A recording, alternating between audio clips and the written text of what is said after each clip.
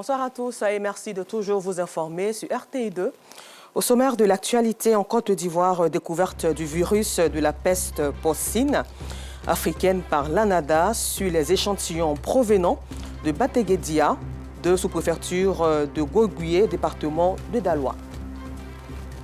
Et puis, hors de chez nous au Niger, des instructeurs russes sont arrivés ce mercredi 10 avril à Niamey, qui a également réceptionné sa première livraison de matériel militaire russe dans le cadre de la nouvelle coopération sécuritaire. Encore merci à vous d'être des nôtres pour le temps d'information sur RTI2. Nous vous le disions en titre en Côte d'Ivoire, les résultats d'analyse du LANADA, le laboratoire national d'appui au développement agricole, établissement public national à caractère administratif, ont confirmé le 2 avril 2024 la présence du virus de la peste porcine africaine sur les échantillons provenant de Bateguedia 2, sous-préfecture de Goguié, département de Daloa. Et toujours en société en Côte d'Ivoire, 48 heures après les festivités du Ramadan, le marché Gouro dans la commune d'Adjamé affiche un visage assez morose. Si le mois de Ramadan a été une période de bonnes affaires, cette période d'après Ramadan s'annonce plutôt difficile pour les commerçants. Les clients évoquent aussi un calvaire né de l'absence de certains commerçants au marché. Conséquence difficile de faire des courses pour la cuisine, le constat d'Abdoulaziz Guira à Adjamé.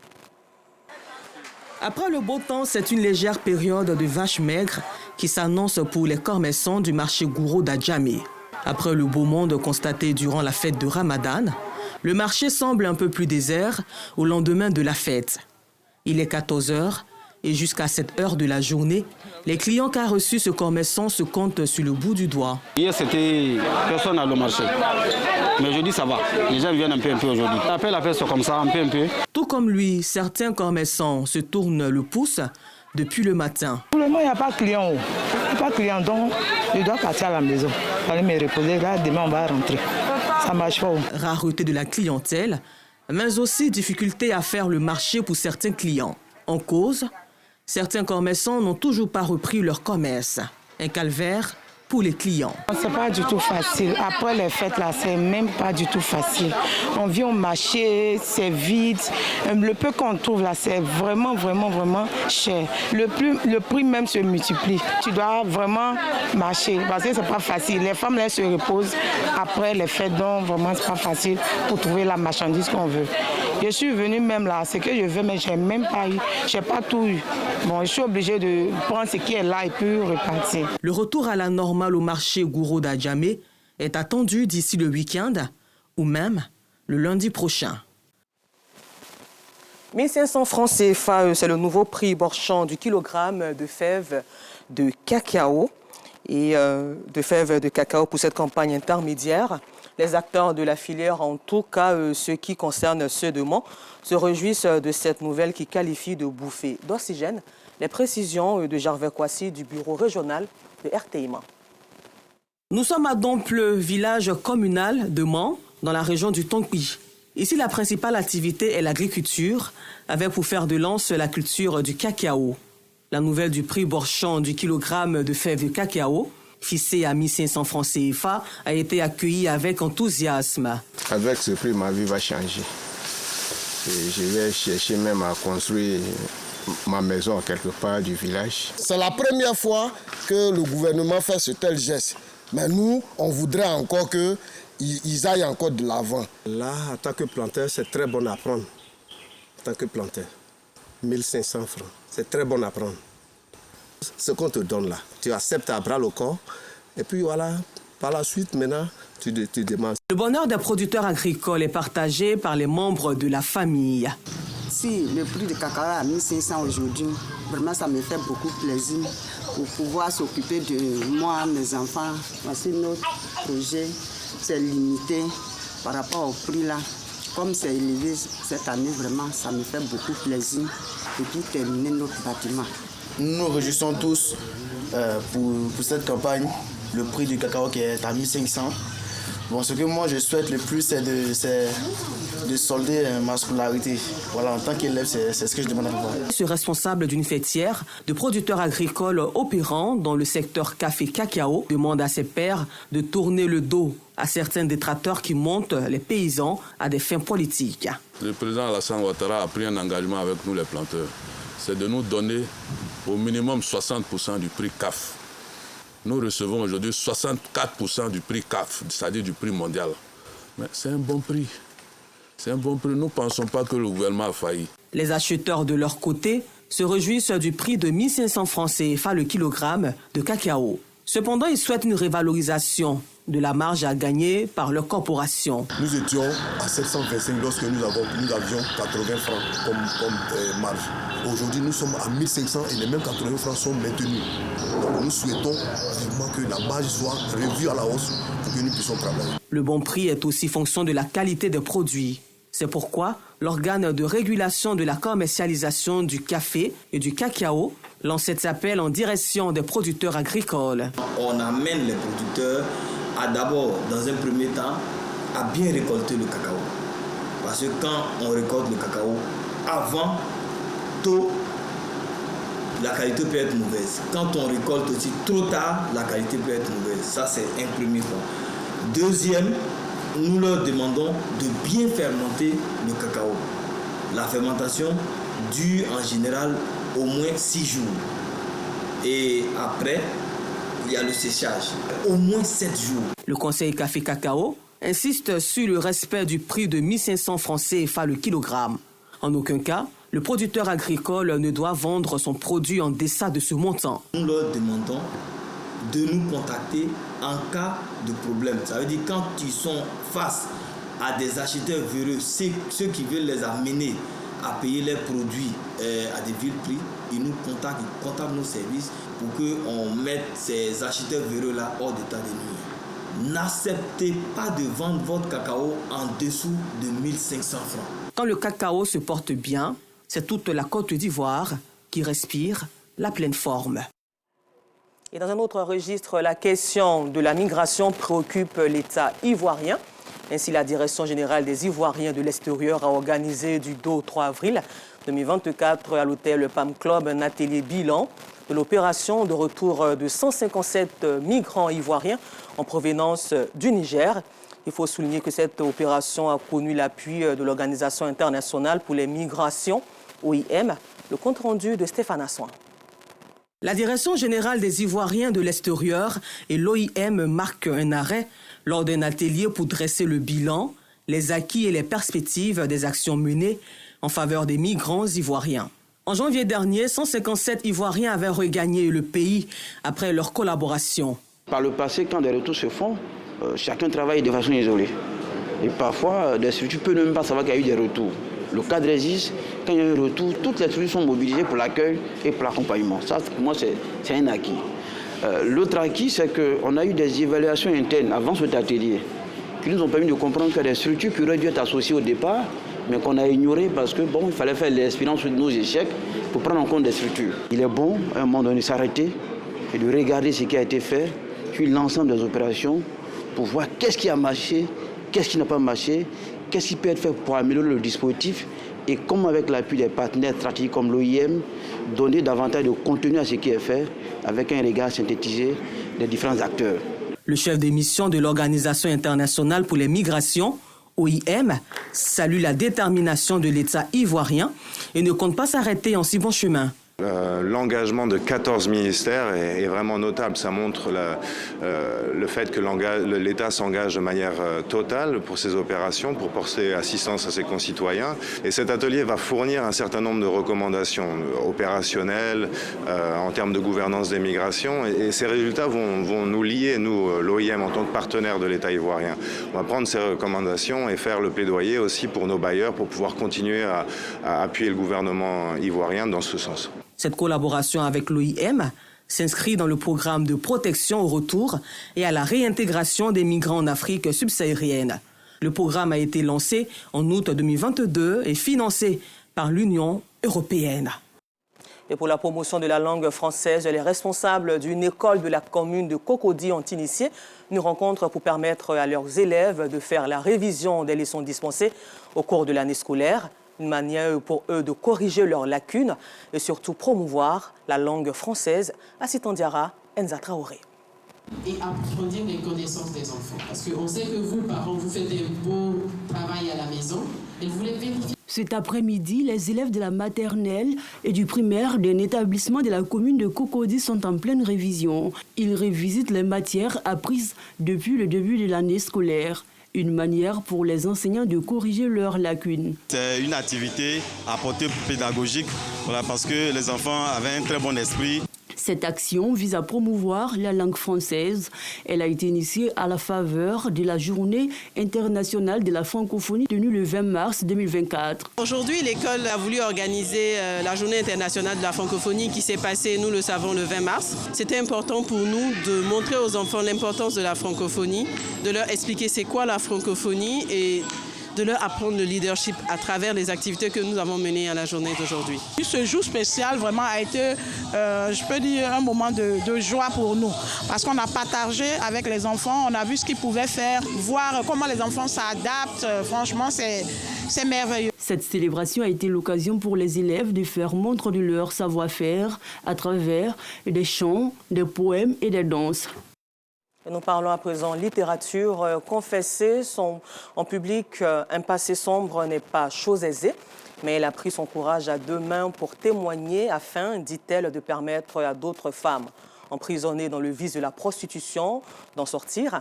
Nguessan Anastasie, et oui, c'est bien d'elle qu'il s'agit, est tombée dans le piège de la prostitution qui l'a entraînée dans des virées à travers l'Europe où elle vit. Après plusieurs années, elle s'en est sortie et est même devenue une prédicatrice de l'Évangile de Jésus-Christ. Son témoignage, elle a consigné dans un livre intitulé « De la prostitution à la prédication ». Les détails avec Clément Boko. Nguessan Anastasie décrit la vie de débauche qu'elle a menée il y a quelques années dans son tout premier livre intitulé « De la prostitution à la prédication ».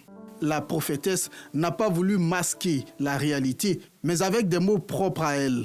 Elle dépeint ce qu'elle a vécu dans la prostitution et comment elle s'en est sortie. Dans cet ouvrage, je raconte tout en détail d'où je viens, donc de cette belle éducation que j'ai reçue de la part de mes parents, de mes pasteurs et tout ça, et comment j'ai malheureusement dévié en ayant des mauvaises rencontres. Et puis, je me suis retrouvée dans ces milieux-là, divorcée, je vais dire, faire des avortements qu'on appelle curettage en Côte d'Ivoire. Je raconte tous ces détails-là, comment on était dans ces milieux, comment on arrêtait les hommes. Je montais dans des voitures, tout ce qu'il fallait dire, jusqu'à ce que Jésus m'apparaisse et qu'il me révèle que j'avais de la valeur, que j'étais importante. Je comprends par là qu'il y a toujours de l'espoir pour moi. Je comprends par là que je ne suis pas si fanée, si souillée. Au contraire, ça me donne encore une force. Je suis ce qu'on pourrait appeler naître de nouveau. Mais je suis repartie avec cette audace-là pour aujourd'hui raconter en détail que je suis mariée, un mari extraordinaire, exceptionnel. Nous avons 3 enfants, voilà, donc je suis fière de cet homme-là. Parmi les invités de cette dédicace, sa mère. C'est vrai, s'il y a d'autres parents, ils vont dire « je ne veux plus te voir comme ça ». Non. Elle, au moins, elle a pu parler. Combien de personnes qui font ça, qui ont pu témoigner comme ça? Je n'ai pas honte parce que si Dieu a sauvé ma fille, je dois l'aider aussi à sauver d'autres personnes. Un témoignage rempli d'espoir pour les jeunes générations. Avec son témoignage, je peux comprendre que moi aussi, il y a de l'espérance pour moi. Peut-être que dans tel domaine, je me condamnais moi-même. Peut-être que dans un autre domaine, c'était un peu bizarre. Peut-être que je ressentais un vide quelque part et tout. Mais si Dieu a pu le faire pour elle, alors il peut aussi se révéler à moi. De la prostitution à la prédication est un ouvrage de 179 pages édité chez Amazon. À la page religion pour la célébration de l'Aïd el-Fitr, bon nombre de musulmans se sont rendus à la mosquée El Hadj Mamadou Cissé pour y effectuer la prière. Abdoulaziz Guira. Quels sont les acquis du mois de Ramadan? Une question à laquelle les guides religieux de la mosquée El Mamadou Cissé dans la commune d'Adjamé ont bien voulu répondre à l'occasion du sermon de la fête de l'Aïd el-Fitr. Les musulmans, certes, Ils ont veillé les nuits de Ramadan par des prières nocturnes. Ils ont également jeûné pendant la journée. Ils ont fait beaucoup de sacrifices. Ils se sont aussi fait des cadeaux, des ruptures. Mais ces actes d'adoration ne doivent pas se limiter à seulement le mois de Ramadan, doivent continuer après le mois de Ramadan. Parce que le mois de Ramadan, c'est une école. Le symbole de la vraie croyance à Allah, subhanahu wa ta'ala, est d'être religieux, pur et saint. C'est pourquoi le Ramadan nous vient chaque année, une fois dans l'année. Et le Ramadan, c'est le 9e mois lunaire qui correspond à l'état de la grossesse de nos mamans, généralement qui font 9 mois. Donc c'est comme si le Ramadan vient nous mettre au monde à nouveau.